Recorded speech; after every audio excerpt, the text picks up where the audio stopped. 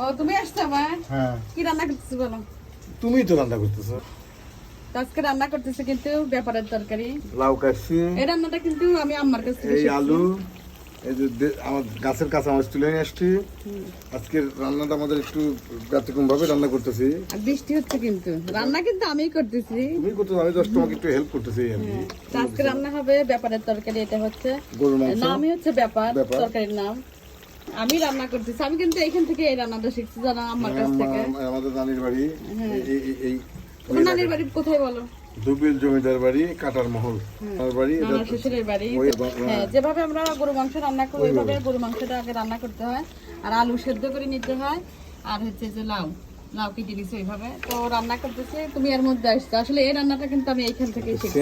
খুব সুন্দর। তার রান্নাটা খুবই মজা। এখন এই মাংস রান্না করার পরে আলুগুলো আর আবার এক্সট্রা ভাবে রান্না করতে হবে। আর এর মধ্যে কিন্তু এই যে কাঁচামরিচটা একটু আধা মানে ভেজে নিতে হবে। তো এই রান্নাটা খুবই মজা। তার মাঝে মাঝে রান্না করি। আমার রান্না এখন ভালো হয়, তাই না বলো? আমার রান্না কেমন হয়? আমার নানার বাড়ির মতোই হয়। আমি আম্মার কাছ থেকে শিখছি, কিন্তু এখন আমার রান্নাটা কিন্তু খারাপ হয় না, ভালোই হয়। তো আমি মাংস প্রথম পর্যায়ে রান্না করে নিচ্ছি, আর তারপর ওইগুলো মিশিয়ে রান্না করবো। এর মধ্যে একটা মশলা দিতে হয়, জানো? সেই মশলাটা কি জানো? জিরা, তারপরে এলাচ, দারচিনি, এই যে কালো এলাচ, সাদা এলাচ, এইগুলো দিয়ে হচ্ছে একটা গোলমরিচ আছে ওটা নাই?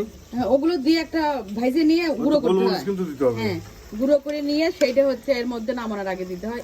ওইটা দিতে হয়, ওইটা দিলেই কিন্তু সেন্ট চলে আসে। আর এই তরকারির ঝোল খেতেই খুব মজা। তো আজকে রান্না করতেছি, বৃষ্টি হচ্ছে। বৃষ্টি কিন্তু হচ্ছে, এর মধ্যে আমি যে বাইরে রান্না করতেছি। হ্যাঁ, থেমে গেছে, অনেক বৃষ্টি হয়েছে। তো তোমার কেমন লাগতেছে বলো আজকে এই রান্না যে করতেছি? খুব ভালো, তাড়াতাড়ি করো, আমার ক্ষুধা লাগছে। ক্ষুধাই লাগছে। আমি কিন্তু মাঝে মাঝে রান্না করি, আসলে আমার রান্নাটা খুবই ভালো হয়।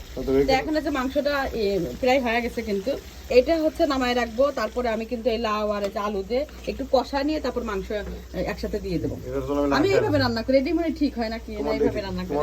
আম্মা যেভাবে দেখা দিছে আম্মা ওইভাবেই দেখা দিচ্ছে।